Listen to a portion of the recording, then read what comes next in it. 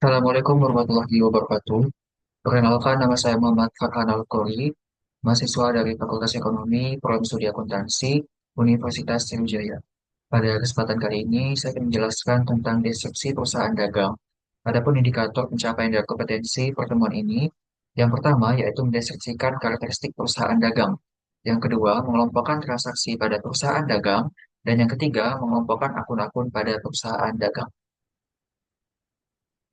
Nah, akan saya awali dengan pengertian perusahaan dagang.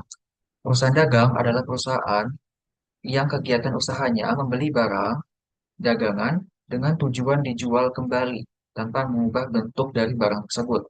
Contohnya seperti toko sembako, kemudian ada agen, supermarket, dan lain-lain.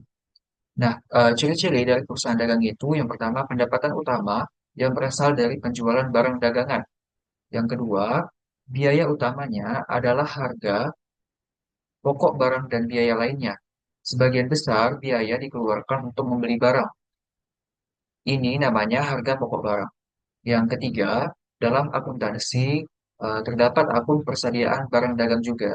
Jadi akun ini tuh hanya khusus ada pada perusahaan dagang saja.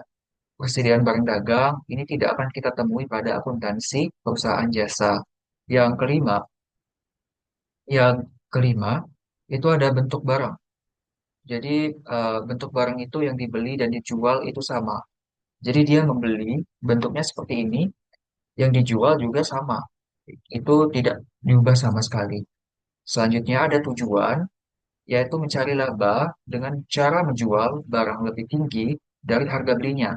Misalnya dia beli harga 1.000, dijual 1.200. Dan yang terakhir ada kegiatan utama. Jadi kegiatan utama dari perusahaan dagang itu adalah penjualan dan pembelian atau dalam penjualan dan pembelian.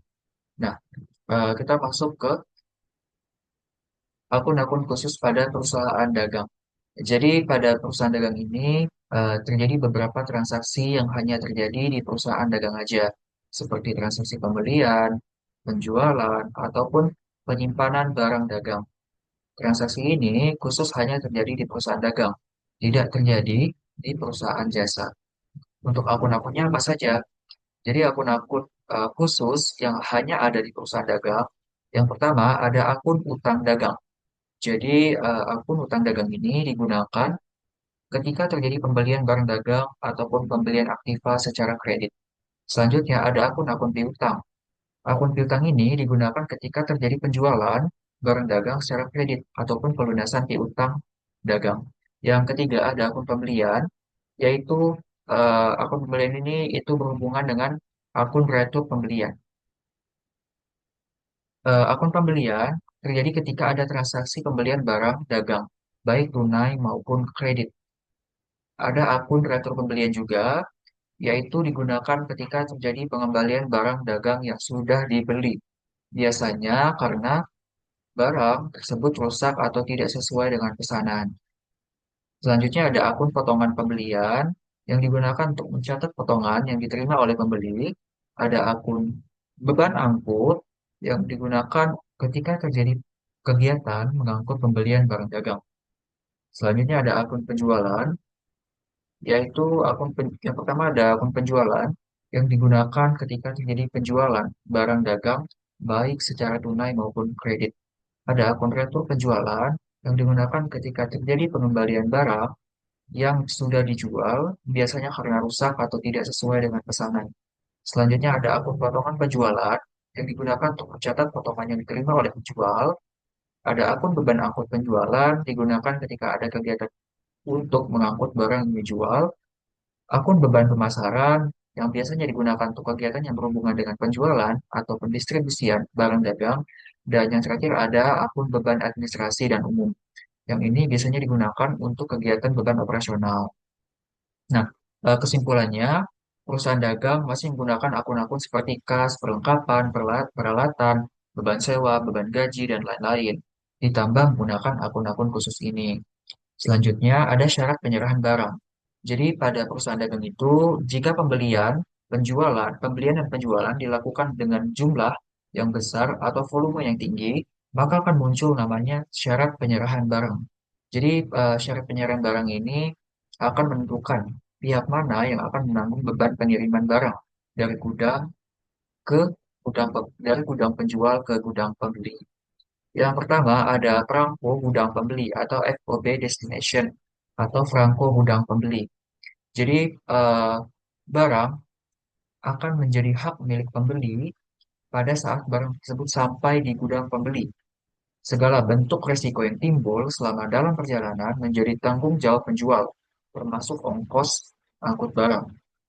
Dari gudang penjual yang mengangkut barang mobilnya adalah dari gudang penjual yang contohnya nih, dari barang penjual yang mengangkut adalah mobil penjual. Penjual menanggung segala risiko sampai barang tiba di gudang pembeli. Nah, kemudian ada perangko gudang penjual. Barang akan menjadi hak milik pembeli pada saat barang tersebut keluar dari gudang penjual. Segala bentuk risiko yang timbul selama dalam perjalanan menjadi tanggung jawab pembeli, termasuk ongkos angkut barang. Yang ketiga ada free on board shipping point. Eh, Berlaku untuk pengiriman barang yang menggunakan kapal laut. Barang akan menjadi hak milik pembeli pada saat barang sudah sampai di atas kapal pelabuhan penjual. Segala bentuk resiko yang timbul dalam perjalanan sampai di gudang pembeli akan menjadi tanggung jawab pembeli. Yang keempat ada free on board destination point. Jadi free on board destination point ini berlaku untuk pengiriman barang yang menggunakan kapal laut. Barang menjadi hak milik pembeli pada saat barang sudah sampai di atas kapal pelabuhan pembeli. Segala bentuk risiko dalam perjalanan dari gudang penjual sampai pelabuhan pembeli menjadi tanggung jawab penjual. Dan yang terakhir ada cost insurance dan freight. Eh, CIF ini maksudnya dalam perjanjian jual beli disepakati bahwa penjual menanggung semua biaya angkut serta premi asuransi selama barang dalam perjalanan. Kadang dilengkapi dengan biaya komisi oleh penjual, ditulis CIFC, Cost Insurance and Freight Inclusive Commission. Intinya, semua biaya angkut selama perjalanan ditanggung oleh penjual, tetapi penjual menggunakan premi asuransi. Selanjutnya ada jenis potongan harga. Pada perusahaan dagang, itu juga biasanya memberikan potongan harga. Nah, mari kita lihat beberapa jenis potongan harga agar tidak salah ketika melakukan transaksi pembayaran atau pelunasan. Nah, jadi eh, jenis potongan harga yang ada di perusahaan dagang itu, yang pertama ada diskon, yaitu potongan harga yang diberikan atau diperoleh karena harga barang yang dibeli dibayar seketika pada penyerahan barang. Biasanya diberikan ketika pembayaran secara tunai dan bentuk persentasenya dan bentuknya persentase. Yang kedua ada potongan tunai, yaitu potongan harga yang diperoleh karena melunasi harga barang sebelum jatuh tempo. Yang ketiga ada rabat, yaitu potongan harga yang diperoleh karena pembeli melakukan pembelian barang melebihi jumlah tertentu. Selanjutnya ada syarat pembayaran. Adapun syarat pembayaran terdiri dari beberapa jenis juga. Yang pertama ada 2/10 N/30, yaitu pembeli akan mendapatkan potongan sebesar 20 dari harga faktur apabila membayar dalam jangka waktu tidak melebihi 10 hari setelah tanggal faktur. Batas waktu pembayaran adalah 30 hari setelah tanggal faktur. Yang kedua ada N/10 AON, End of the Month, yaitu faktur harus dilunasi paling lambat 10 hari setelah akhir bulan tanpa mendapat potongan. Selanjutnya ada 2/10 N/30, yaitu ROG, Receipt of Good, yang artinya pembeli akan mendapatkan potongan sebesar 2% yang dihitung dari harga faktur.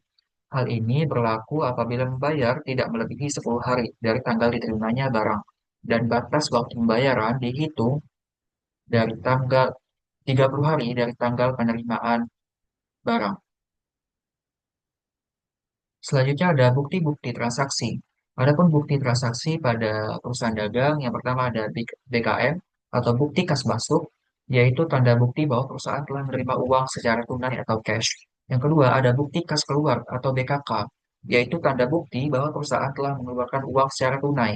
Yang ketiga ada memo, yaitu bukti pencatatan antar bagian, ada faktur, tanda bukti bahwa telah terjadi transaksi pembelian atau penjualan secara kredit, ada kwitansi, yaitu bukti penerimaan sejumlah uang yang ditandatangani oleh penerima uang dan diserahkan kepada yang membayar. Selanjutnya ada nota kontan, yaitu bukti atas pembelian sejumlah barang secara tunai. Ada nota debit, yaitu bukti bahwa perusahaan telah mengirim kembali barang yang telah dibeli, dikirim oleh pembeli kepada penjual karena barang yang dibeli dikembalikan atau rusak atau tidak sesuai dengan pesanan. Selanjutnya ada nota kredit, yaitu bukti bahwa perusahaan telah menerima kembali barang yang sudah dijual, dan cek, yaitu surat perintah yang dibuat oleh pihak yang mempunyai rekening di bank agar bank membayar sejumlah uang kepada pihak yang namanya tercantum dalam cek tersebut. Nah, saya rasa itu saja dulu penjelasan materi tentang analisis transaksi pada perusahaan dagang. Saya ucapkan terima kasih kepada teman-teman yang sudah menonton video ini. Wassalamualaikum warahmatullahi wabarakatuh.